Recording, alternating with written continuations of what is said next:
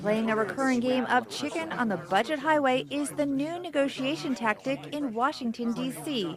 If given the chance, Republicans are expected to repeatedly threaten debt default on short-term deadlines to extract from the president what they want, say analysts. It is daring, dangerous, and potentially destructive.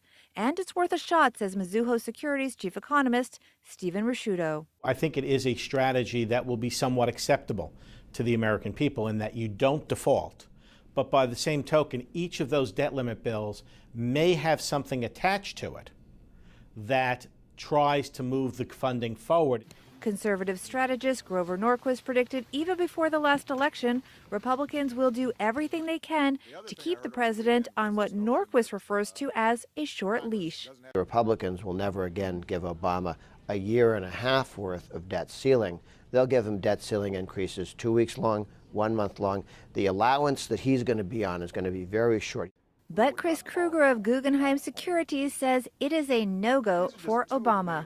So the month-by-month theory is sort of predicated on the idea that Obama is going to give on something of significant value to Republicans. And at this point, we just don't see the president entering into a scenario like that, because if he does, you're in this endless fiscal cliff environment with the president having to give on significant items of his legacy, which quite frankly he views as a ransom payment. Lawmakers, mainly Republicans, have long used short-term deadlines on funding the government to put the squeeze on opponents on the other side of the aisle. It was just such an attempt to use the budget as a lever on Obamacare that led to the current government shutdown. But until now, a 2-year extension rather than 2 or 3 months or even weeks has been the norm for raising the debt ceiling. The Obama administration concedes the Congress can kick the can down the road over and over and over again. National Economic Council Director Gene Sperling.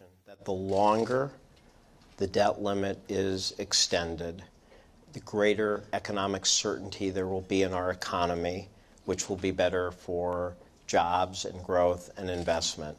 That said, it is the responsibility of Congress to decide how long they and how often they want to vote on doing that. The important thing is that they not threaten default and that they not put our country on the brink of that.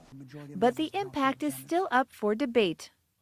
These continued relitigations of the fiscal cliff is going to continue to cause uncertainty and going to continue to cause people to question whether or not Washington really knows what it's doing.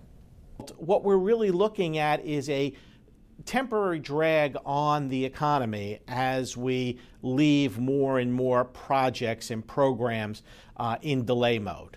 And I think that will start subtracting from people's GDP numbers. Risciuto adds that the exact economic impact won't be known for a while because those government workers that put out the economic data are currently not working.